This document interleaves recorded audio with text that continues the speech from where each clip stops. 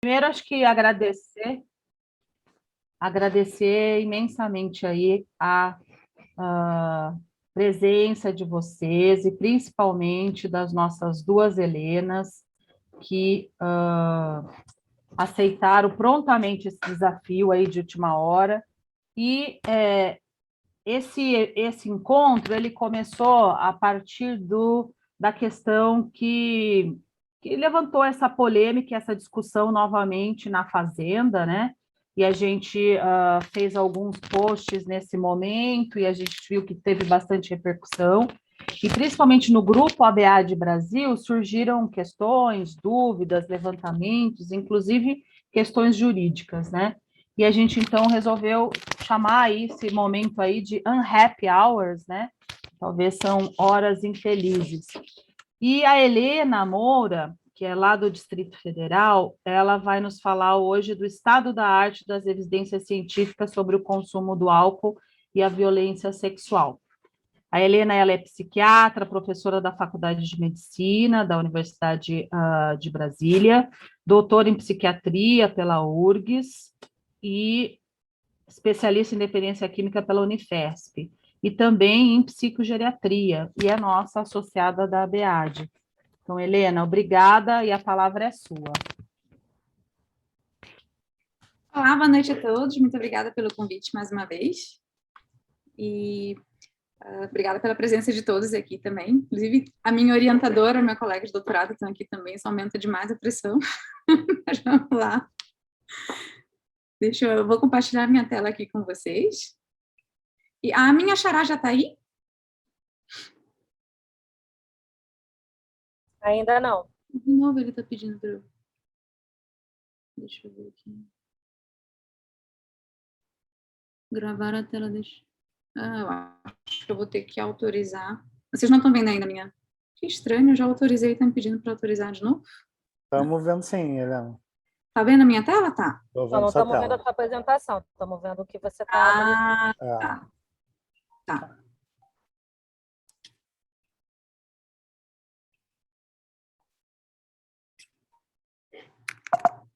Tá, agora foi, né?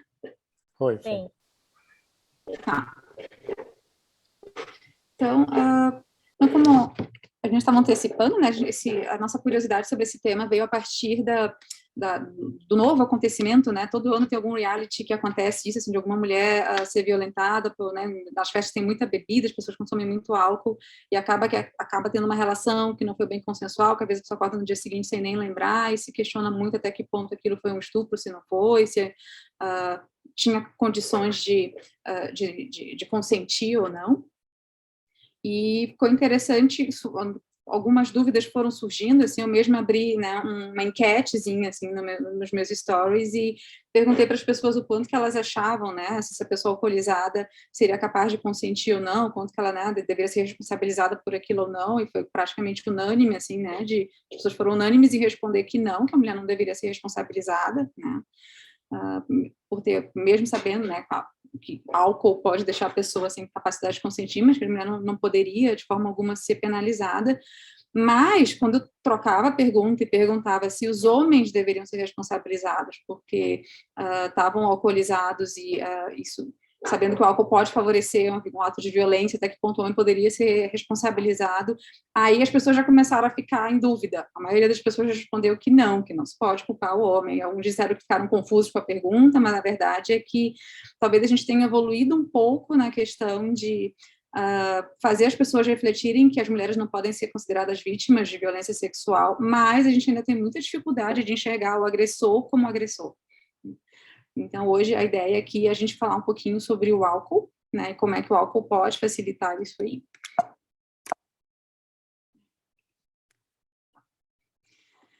Então, a gente já tem alguns estudos clássicos até sobre álcool e...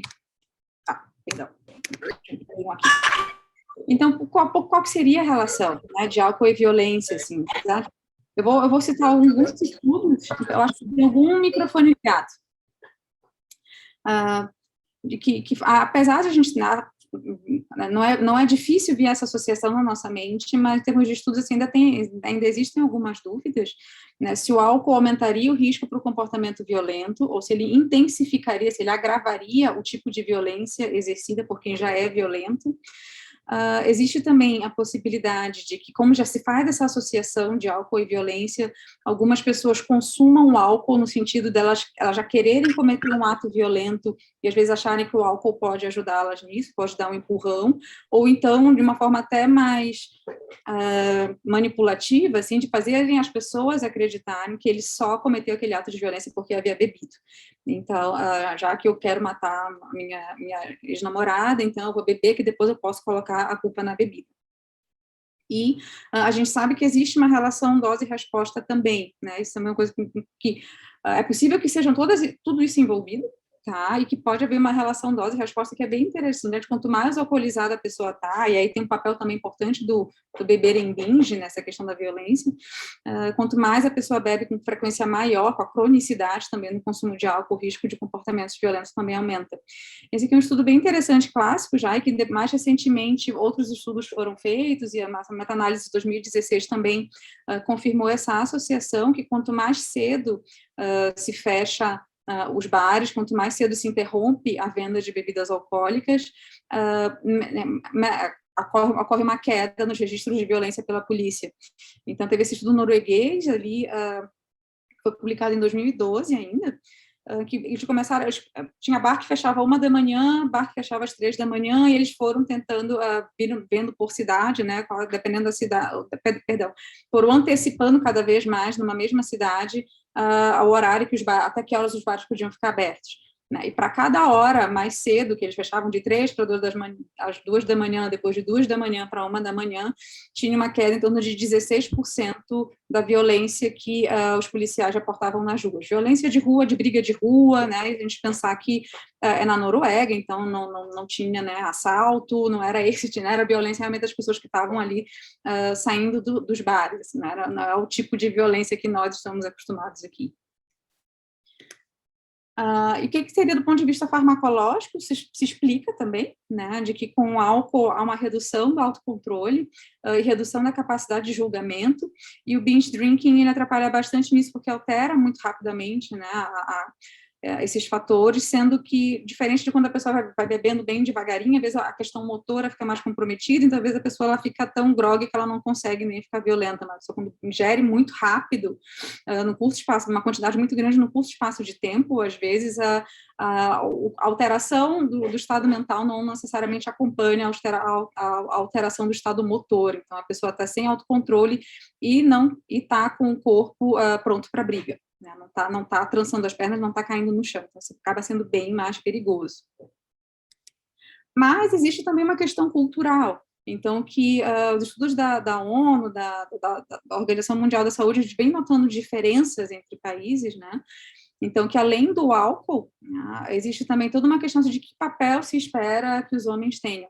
Então, naquelas culturas em que se espera que o homem ele tenha esse papel muito da força, e que as mulheres são vistas muito como aspectos frágeis, ou que devem ser submissas ao homem, quando o homem entende que a mulher é uma propriedade dele, essas pessoas elas têm uma chance maior de se tornarem violentas, né, principalmente violência doméstica, do que em culturas em que isso não é, em que isso já foi mais trabalhado, né, que os machos alfa já foram mais desconstruídos, para usar um termo mais atual.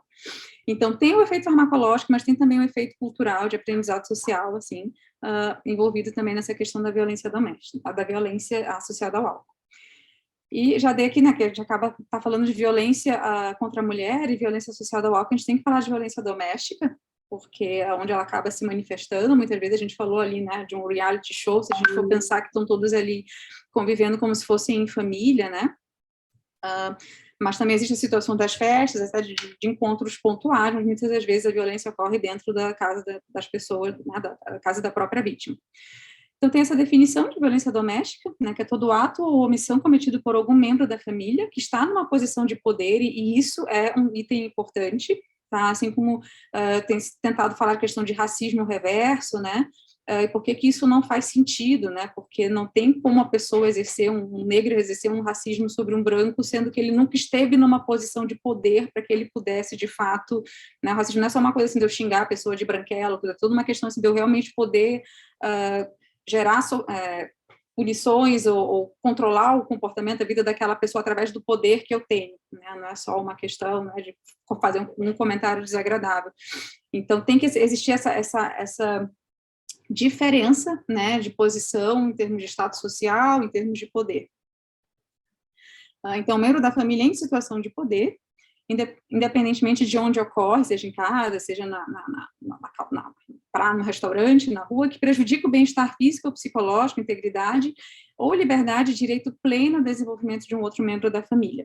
Então, essa seria a definição. Eu fiz questão de dizer isso porque eu vou falar também que também existe, a mulher também pode ser ela a agente ativa de violência dentro de casa, mas são situações mais atípicas e muitas vezes a violência da mulher ela vai se manifestar mais para as crianças. Às vezes o homem agride e é agredido pela mulher, mas a gente tem que ver toda essa questão de diferenças de força e de poder, mas muitas vezes o que a gente vai ver que a gente tem que ficar atento é quando a mulher começa a transferir essa violência para as crianças. Eu vou falar disso mais para frente.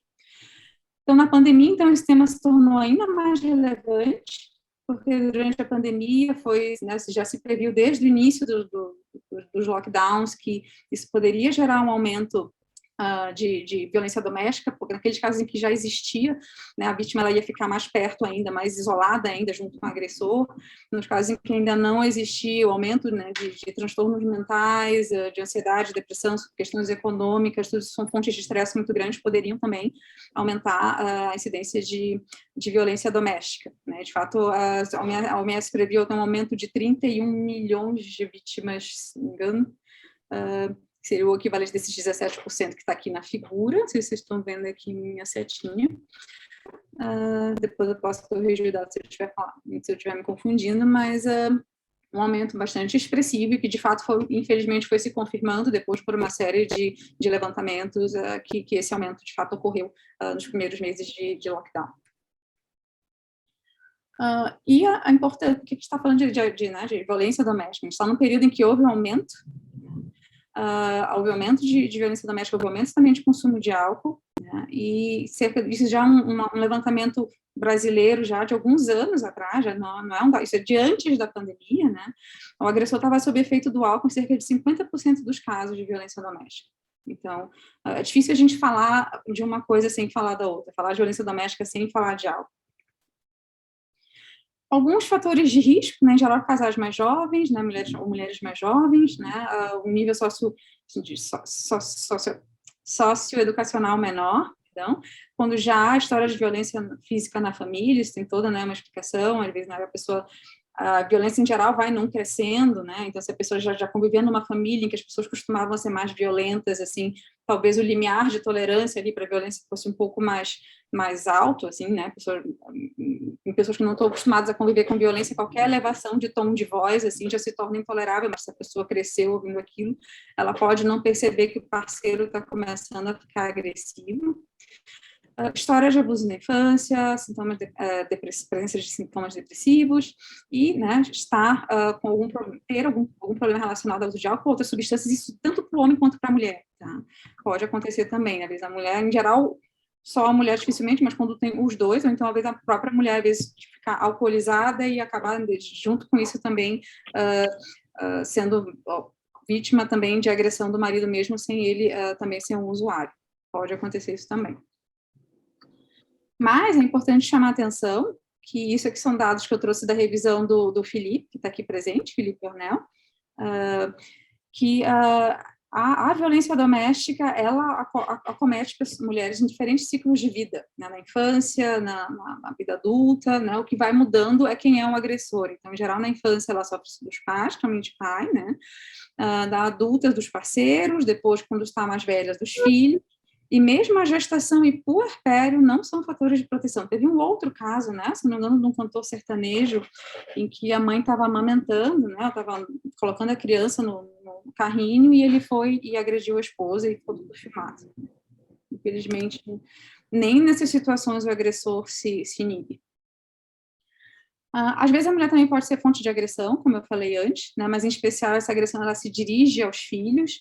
Então a gente vê muito caso de violência doméstica, uma cascata de agressividade, né? Então assim, quem lida com crianças, quem está nas escolas ou na saúde mental das crianças ou pediatria, que vê uma criança que está sendo muito agressiva com os colegas na escola, quando a gente vai ver essa criança está apanhando dos pais em casa, apanha da mãe, a mãe apanha do marido, né? Então a gente tem que ficar muito atento para isso. E, para finalizar, para a gente poder discutir bem depois, trouxe aqui o artigo do Felipe, traz essa tabela bem interessante aqui deixa eu tirar isso daqui, de métodos de prevenção, tanto do ponto de vista individual, quanto do ponto de vista mais de saúde pública, né? Então, de saúde pública, uma das coisas que a gente já vê, essa questão de reduzir, restringir o acesso ao álcool, a OMS, bem no início da pandemia, já fez essa orientação de se reduzir o acesso ao álcool por uma série de problemas que isso poderia acontecer, além da violência doméstica. E do ponto de vista individual, que é onde a gente pode, talvez, atuar mais diretamente, né? Desde até mesmo fazer um plano de segurança, assim, por coincidência, na semana passada, precisei fazer isso com uma paciente minha. Isso é relativamente angustiante, né, porque a gente sempre espera que nem seja necessário fazer isso, mas a gente sabe que é muito difícil que a pessoa já queira, se separar ou sair de casa, ou tirar o marido de casa. Então, se novamente acontecer um episódio de violência, então você vai fazer isso, deixa um local protegido na casa, que você tenha acesso a um telefone carregado, que você possa pedir socorro dali, etc. Um local, quase que um quarto do pânico, assim, ou até mesmo um outro local fora da casa. Isso é um pouco angustiante, eu confesso, da gente orientar, mas é uma etapa importante e ajuda até um pouco a ir criando um certo insight na pessoa, né, de que se ela precisa organizar tudo isso, é porque ela está realmente dormindo do lado do perigo. Eu acho que era isso, eu não vou passar isso aqui por ponto, mas eu posso mandar o artigo do Felipe em seguida, que está bem resumidinho, está bem, une pontos bem importantes, e ainda tem no final essas dicas todas aí para nós. Uma questão importante que eu esqueci de falar, essa questão, né, de por que, né, está sofrendo agressão e continua com o agressor, né? É importante que os agressores, em geral, eles constroem todo um comportamento manipulativo de favorecer a ambivalência, no sentido de que, após cada episódio de agressividade, vira a pessoa mais romântica do mundo, dá tudo, dá presentes, né? Então, às vezes, mesmo quando não há uma questão, assim, de dependência financeira, por exemplo, da pessoa, às vezes essa relação acaba que se mantém, porque, nunca mais vou fazer isso, agora me diz qual que é teu sonho que eu vou realizar, então isso acaba, às vezes, gerando uma ambivalência muito grande que perpetua o relacionamento por mais tempo. E era isso.